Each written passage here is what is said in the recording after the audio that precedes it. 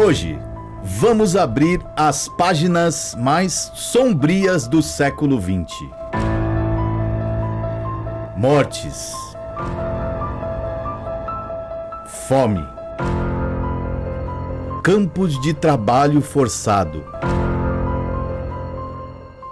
censura, perseguição. Tudo em nome de uma utopia que nunca existiu. O comunismo prometeu igualdade, mas entregou massacre. Prometeu justiça social, mas produziu apenas miséria, tirania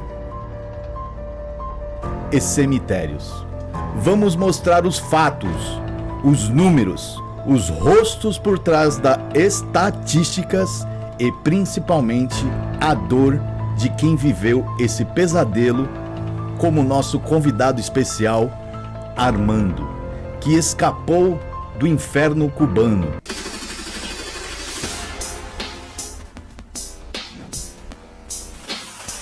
Eu nasci em 1963.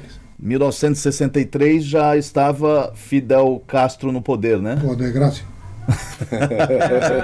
Que é esse, cara? E como foi a sua infância? Conta pra gente, assim, desde o começo, assim, da sua infância, como que foi lá no...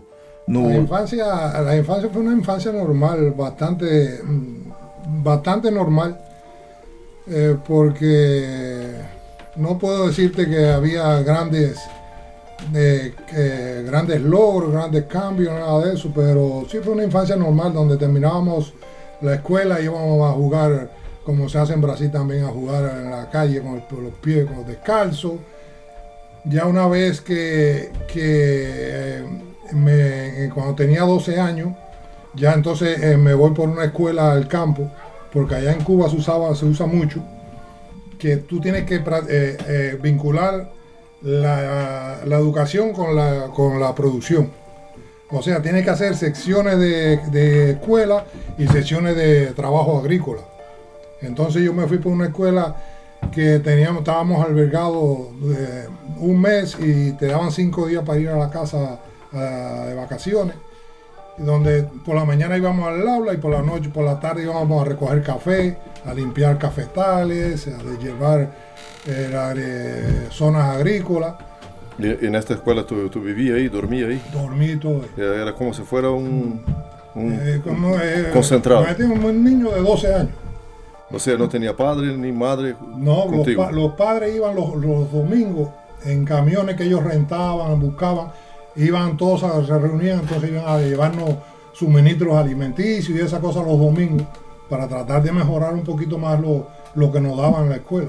¿Y cuántos niños eran así en tu...? Éramos 600 y algo, casi 700 muchachos, niños chiquiticos, niños de 12 años, éramos cositas así, una chiquitica. ¿Y los niños no sentían falta de los padres? Sí, pero... ¿Se ponían a llorar o cosas así o no? Sí, los niños lloran y eso es loco al principio, pero cosas como todo niño, después cuando están con la mitad de eso, el hecho de estar relacionándose con otros muchachos, hay veces que te saca de la nostalgia esa de estar con papá y con mamá. Y entonces ahí se pasaba, nos pasábamos un mes entero, 5 días en la casa, después otro mes, el año entero, se pasábamos eso hasta julio, que nos daban 2 meses de vacaciones. Y en eso tuve 6 años. Después ya cuando terminé lo que llaman aquí high school, entonces me agarré una carrera universitaria, estuve 5 años fuera también, hasta que me gradué. De ahí fui otra vez para mi pueblo a trabajar.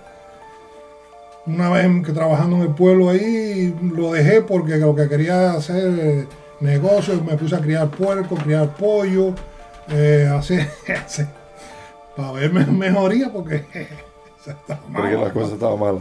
Y entonces en eso estuve hasta que decidimos, en el año 2004 decidí yo venir para Estados Unidos a buscar salir de esa opresión y buscar mejor vida. O sea, esta visión romántica que la gente tiene del comunismo, No, es que usted usted iba ahí solo, con estos montones de niños y con toda esta cosa, sin familia. O sea, la visión de familia del comunismo no es la misma que la gente piensa acá. Porque es una de las teorías, de los propósitos del comunismo. Aparentemente te lo disfrazan como que esto es para vincular, para enseñar al niño el oficio de trabajar, para que se sacrifique y aprenda. Pero, ¿qué está logrando con eso? Separarte de la influencia de tus padres. Y el padre tuyo es el Estado. El padre tuyo es quien te impone, quien te dice que tienes que pensar, que tienes que opinar. Entonces, durante todo ese periodo de estudio, allá nos hacen uno que se llama expediente educativo, que es donde te refleja. Qué palabra bonita. Expediente. Ahí te llevan, educativo. es como un récord, donde tú llevas el récord de todo lo que tú haces, las notas, si eres religioso, si vas a la iglesia. Pero ahí se puede tener religión. Se podía, pero te lo criticaban. Y había los curas, todo eso. Sí, lo habían, pero eso era muy limitado. Ahí iban solamente los valientes y las personas viejas muy católicas las que se seguían yendo a la iglesia. Pero no era, por ejemplo, mi suegra, el hermano era cura y ella y la hermana eran maestras. Y por ser el hermano ser cura solamente, a ella la separaron, la mandaron a trabajar para lugares alejados. Pero hay una cosa que no sé si usted va a decirme o no, que los curas eran juramentados al Estado.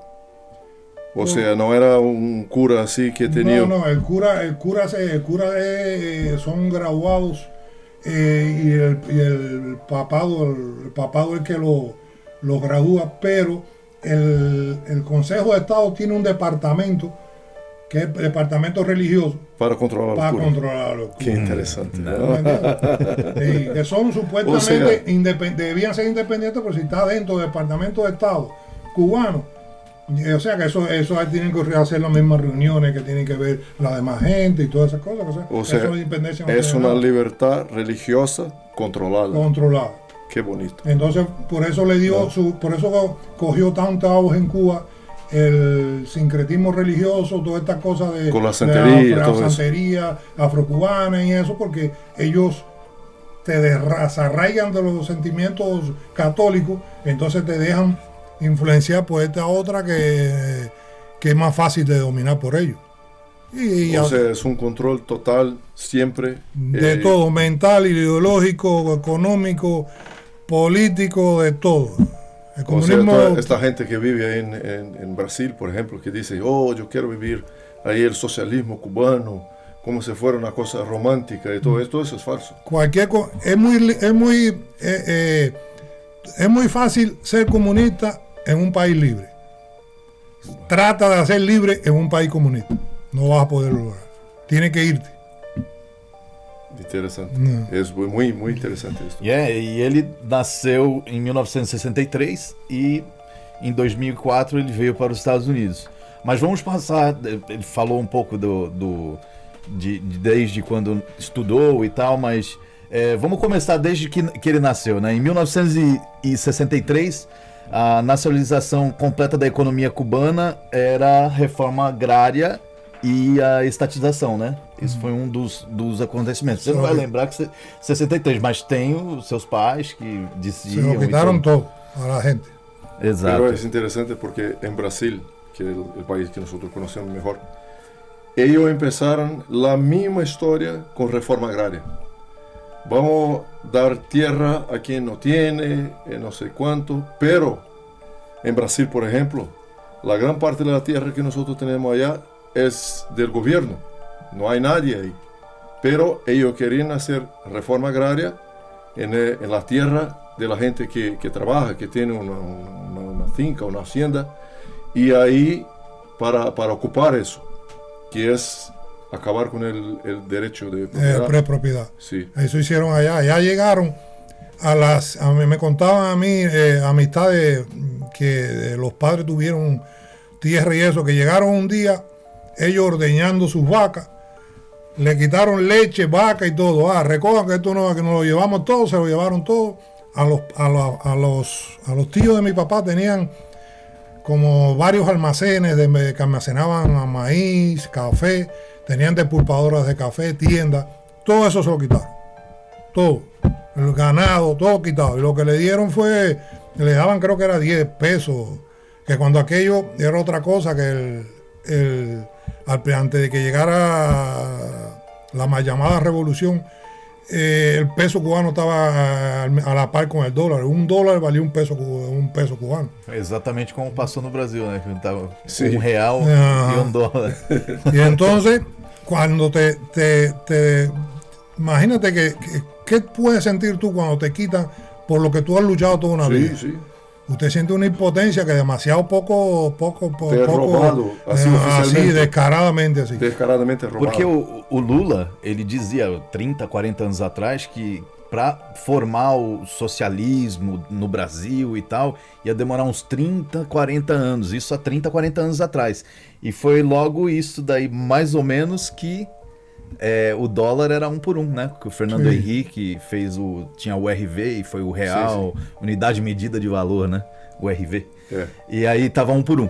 Enfim, mas aí isso foi em 1963, eles começaram com a reforma agrária, essas coisas todas, só que em 1965 teve a fundação do Partido Comunista Cubano, pelo Fidel Castro, o líder máximo. Que né? esto, cara?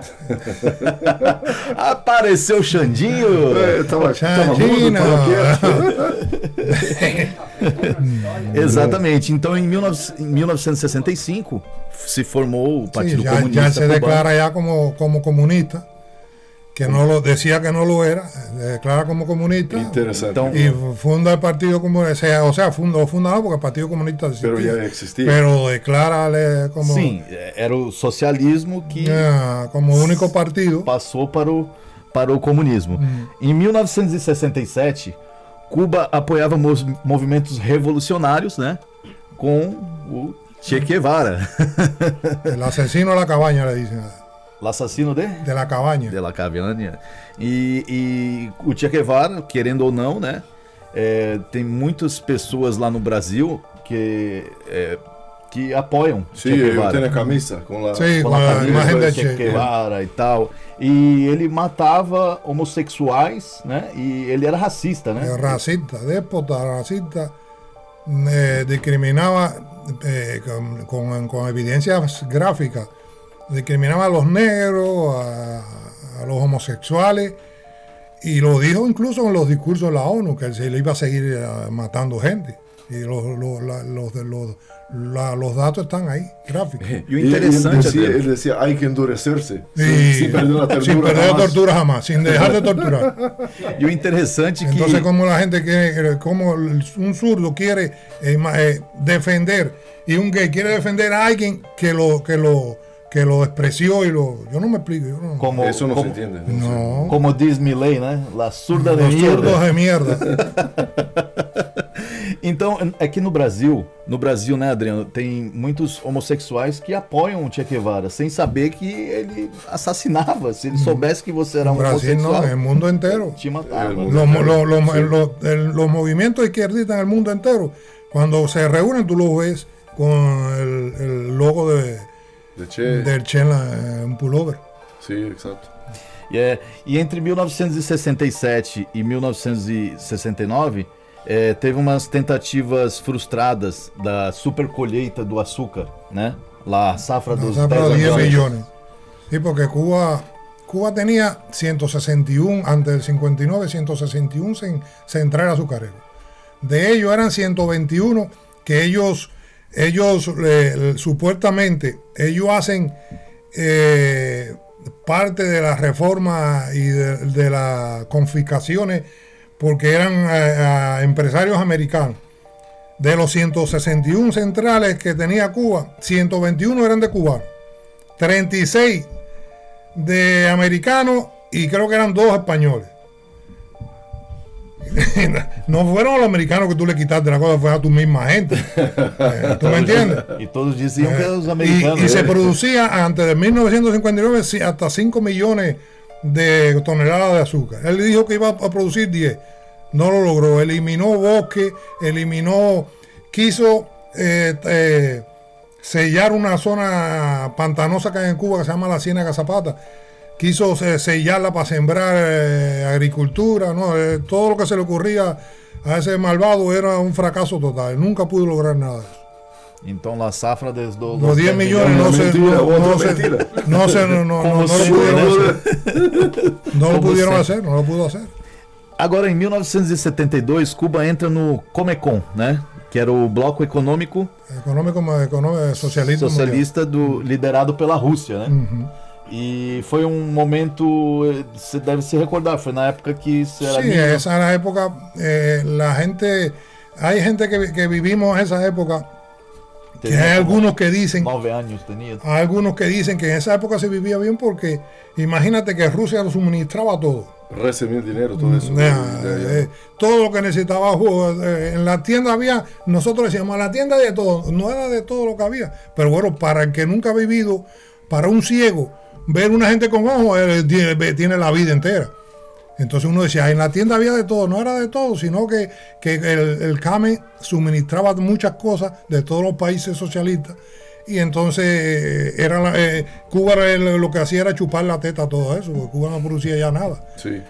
Y eso de la comida, que la gente solo podría comprar, no sé, un pan, 2 panes. ¿Cómo era eso?